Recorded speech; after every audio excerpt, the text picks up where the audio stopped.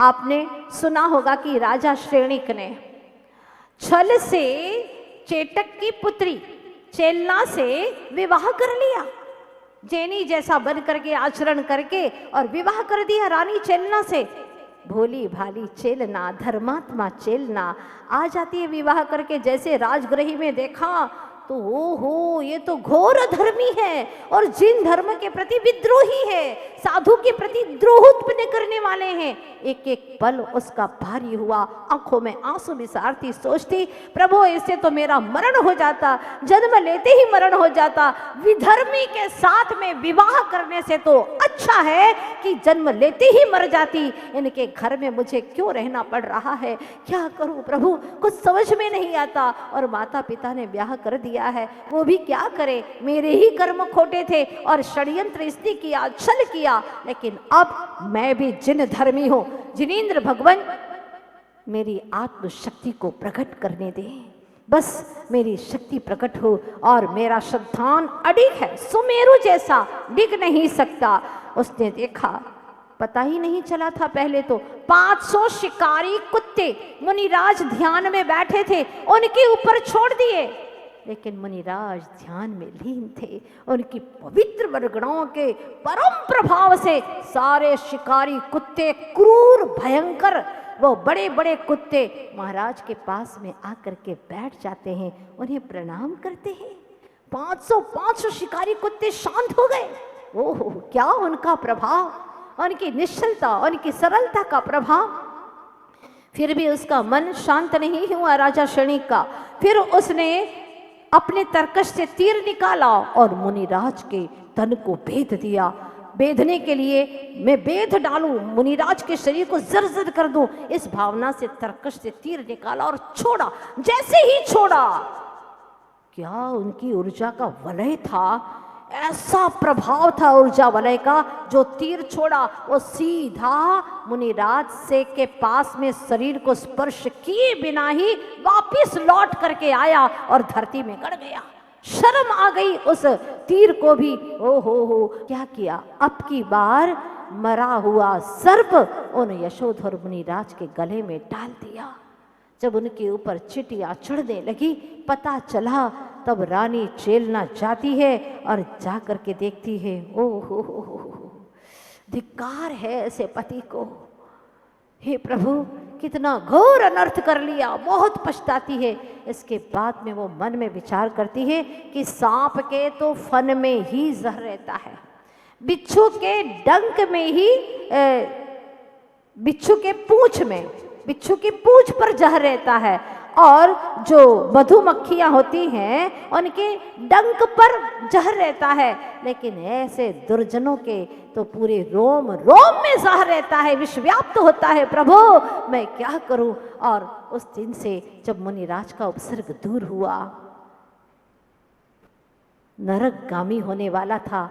अब इतने सारे उपसर्ग करने के बाद में रानी चेलना ने समझाया तो काल लब्धि आई, फिर समझ में आया। लेकिन क्या होगा, चिड़िया चुग गई खेत, अभी तक तो उसका नरक आयु का बंध हो गया। बहुत पश्चाताप किया। भगवान महावीर के समव शरण में जाकर के 60,000 प्रश्न पूछे जिस श्रेणिक ने, पर क्या करे, नरक आयु का बंध हो गया था, नरकगामी होना पड़ा। ऐसी ऐसी घटनाएं जब हम ग्रंथों में पढ़ते हैं, छल कपट करके ऐसी ऐसी स्थितियां बनती है। फिर भी रानी चेलना के श्रद्धान की, सम्यक दर्शन की विजय हुई और राजा श्रेणिक को उनके अनुसार चलना ही पड़ा।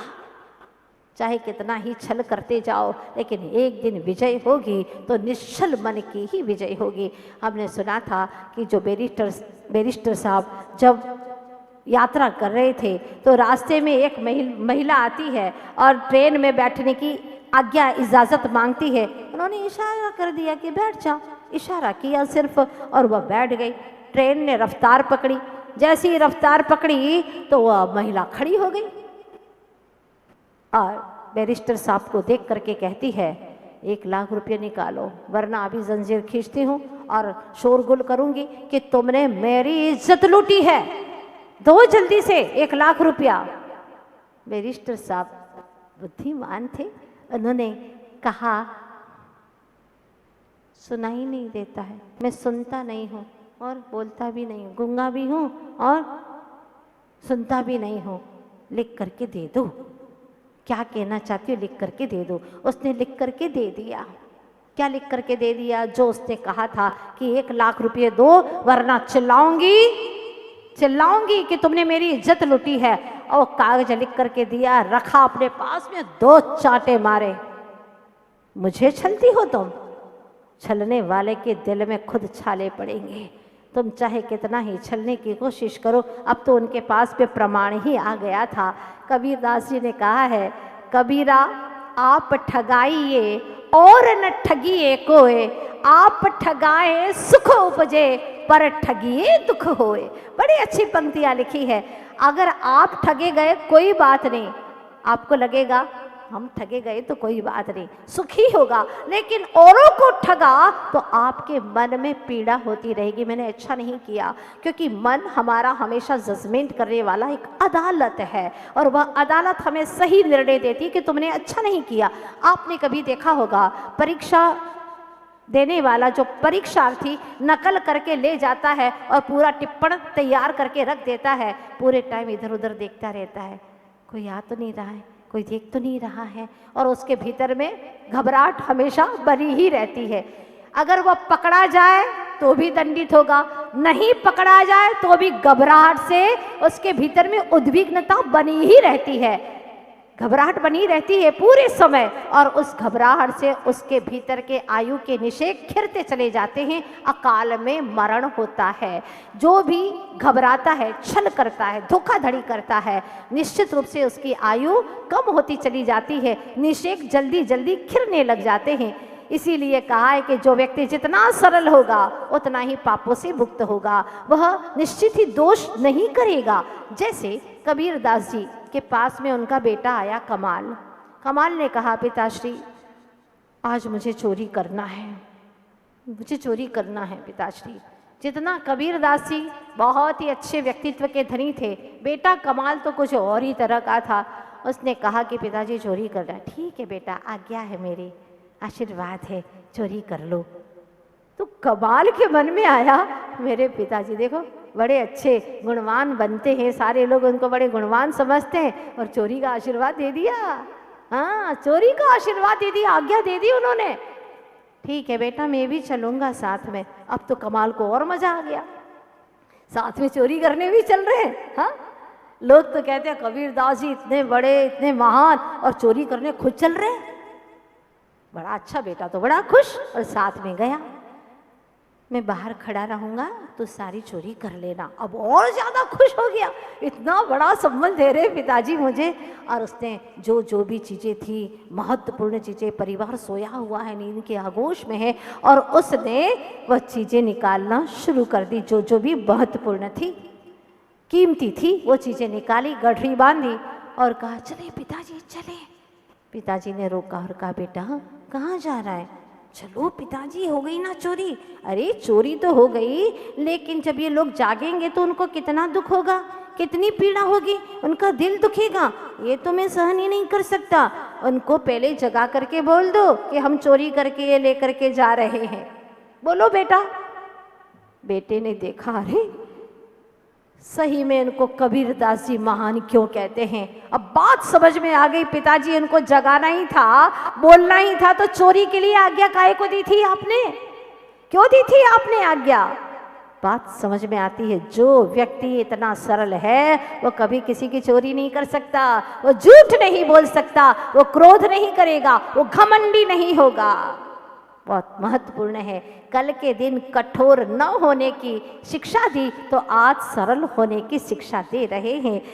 हमने देखा है लोग धर्म स्थानों पर भी झूठ बोल जाते हैं, गुरुओं से भी झूठ बोल जाते हैं। कम से कम पर्व के दिनों में बिल्कुल सत्य हृदय के साथ भी चलिएगा, अन्यथा कहा है विद्वानों ने कि गुरु से झूठ, मित्र से चोरी, के हो निर्धन के हो कोढ़ी। या तो निर्धन होगा या फिर कोढ़ी होगा, ये निश्चित बात है। इसलिए कभी गुरु से झूठ नहीं बोलना, मित्र की चोरी नहीं करना। आज हमें अपने जीवन में कोई पराये लोग ज़्यादा धोखा नहीं देते, अपना बनकर के ही लोग धोखा देते। इसीलिए पूजन में लिखना पड़ा अपनों, क्या पढ़ते हैं आप लोग, नव देवता की पूजा में पढ़ते हैं ना, जिनको अपना माना उनसे ही दुख पाया। एकेंद्रीय जीवों में देखिएगा, जैसे कांच है बहुत अच्छा चमकता है, हाँ हीरे से भी ज़्यादा कभी कभी कांच चमकने लगता है, और भी पीतल है वह भी सोने जैसा चमकने लगता है। इसकी मायाचारी नाम का यह इसका मायाचारी कषाय है। हीरा चमकता है, कुछ ऐसे भी रहते हैं कि जो इतना कॉस्टली नहीं है फिर भी वो चमकता है, ये भी उसकी मायाचारी है। बहुत मोटे रूप में बता रही हूँ, जैसे जल कायिक है, अकस्मात वेग बढ़ा देता है और इतना पानी तेजी से आता है कि घर के घर को तोड़ देता है, दीवारें तोड़ देता है, कई लोगों को अपने भीतर में आत्मसात कर लेता है। ये है जल कायिक की मायाचारी। और देखिएगा अग्नि की एकदम विकराल रूप धारण कर लेता है, छोटी सी चिंगारी थी और विकराल रूप धारण कर लेता है, ये भी उसके मायाचारी है। वायु विपरीत दिशा में बहने लग जाता है, एकदम विपरीत दिशा में बहता है तो कई बार जहाज के जहाज पलट जाते हैं, कई लोगों का अवसान हो जाता है। वनस्पति कई कांटे ऐसे होते हैं और अफ्रीका के अंदर ऐसे ऐसे पौधे हैं जो कि नरभक्षी हैं और शांति से ऐसे ही खड़े हैं, जैसे ही वहाँ पर कोई व्यक्ति जाता है और उसको दबोच लेते हैं, पकड़ करके उसका पूरा खून चूस करके कंकाल को फेंक देते हैं। ये मायाचारी का प्रतीक है उसका। और देखिएगा खटमल कितनी चुपचाप आता है, दबे पे खून पी के चला जाता है। मच्छर भी कम नहीं है, मायाचारी से तुम्हें गीत सुनाता है कान के पास भी आकर के, हाँ आपको लगता है कान के पास भी आ और एक सेकंड में इतना दूर चला जाता है, काट करके भाग जाता है, पता ही नहीं चलता। इस प्रकार से जड़ों में दूसरे की जड़ों का पानी सोख लेना, ये है मायाचारी। कीड़े मच्छर पता नहीं कितने जीव ऐसे हैं, और पंचेंद्रिय के बारे में मुझे कुछ उदाहरण देने की आवश्यकता नहीं है, क्योंकि बहुत वाकिफ है इसके लिए कि जीव कितने कितने प्रकार से मायाचारी करता है। आप लोग देखते हैं आए दिन अखबार भरे पड़े हैं, मोबाइल के अंदर कितनी कितनी ऐसी कहानियाँ आती हैं, सुनते हैं ना आप लोग, आए दिन सुनते हैं। बस यही स्थिति है। आचार्य भगवान कहते हैं कि आज के समय में मौन के इशारे ही शोर मचा रहे हैं, मौन के इशारे ही शोर मचा रहे हैं, मनोरंजन के साधन ही बोर बना रहे हैं, मनोरंजन के साधन ही बोर बना रहे हैं। किस डॉक्टर के पास जाए हम, आज किस डॉक्टर के पास जाए हम, सुनना बड़े ध्यान से, ताकत के कैप्सूल ही कमज़ोर बना रहे हैं, ताकत के कैप्सूल ही कमज़ोर बना रहे हैं। कहाँ जाए कुछ बात समझ में नहीं आती, जहाँ देखो वहाँ पर कर रहा है कर्म, मानता है बांध रहा है कि धर्म धर्म कर रहा हूँ, यही तो जीवों का है भ्रम। और ये भ्रम करते करते अनंत काल बीत गया। आप लोग भूले नहीं होंगे वो मंत्री जिसके यहाँ पर बेटा हो गया, भूल तो नहीं गए ना आप लोग, हाँ बेटा हो गया है। अब पत्नी ने कहा मैं इस तुम्हारे गोदी के पुत्र को देख नहीं सकती, मेरा बेटा मेरा ही बेटा रहेगा, अब ये घर पे नहीं रह सकता। मंत्री ने कहा ऐसा कैसे हो सकता है, वह अनाथ है बालक, उसका कोई नहीं है और हमने गोद लिया है, नहीं मैं इसे घर पे नहीं रख सकती। इंसान जब वक्त पड़े तो गधे को भी काका कहता है, और जब वक्त निकल जाता है तो वक्त पड़े बाबा गधे को कहे काका, हाँ और वक्त निकल गया तो फिर उससे कोई प्रयोजन नहीं रहता। इसीलिए आचार्य कहते हैं विश्वास में विष का वास है, विश्वास में है वास विष का, आशा में छिपी है निराशा, शब्दों के संग में न बहना, छल से भरी है हर भाषा, छल से भरी है हर भाषा।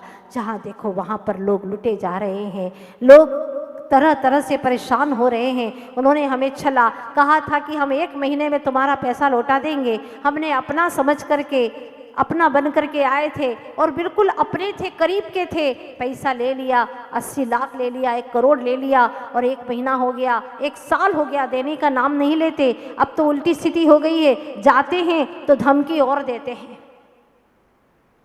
होता है कि नहीं होता है बताओ? भले मत चुकाओ अभी, लेकिन एकेंद्री बन करके भी तुम्हें चुकाना पड़ेगा। इसीलिए हे चेतनात्मन ए दीन होति तित्तो सो हो हदि उत्तमम सुखम।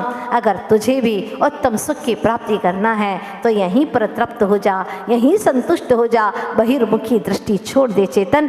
बार बार आचार्य भगवान यही कहते, क्योंकि अभिलाषाओं की पूर्ति तो आज तक न हुई है न कभी होगी। कहा है कवियों ने, अभिलाषा की भीड़ बहुत है, किस किस की मैं पूरी कर दूं, एक की इच्छा पूरी करने किसकी बस्ती सुनी कर दूं।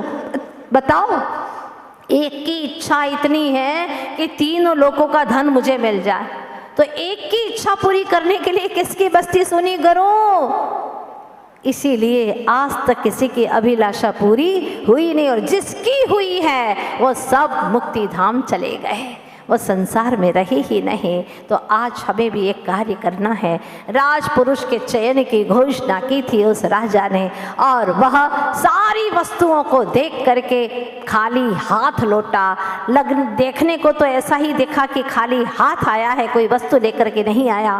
राजा ने दृष्टिपात किया, चेहरे से बड़ा व्यक्तित्व का धनी था और ओज था, यशस्वी था, ओजस्वी था। पूछा, क्या लेकर के आए हो, बताओ। उसने कहा, राजन, लेने के योग्य, ग्रहण करने के योग्य मुझे कोई वस्तु लगी ही नहीं, क्योंकि हर वस्तु विनाशिक है, इसमें कहीं तुष्टि नहीं है, उसमें कहीं तृप्ति नहीं है। इसीलिए मैं आपके श्री चरणों में संतोष रूपी धन लेकर के आया हूँ, चाहो तो स्वीकार कर लीजिए। राजा ने उसी व्यक्ति को राजपुरुष को के रूप में चयन कर लिया। वाह!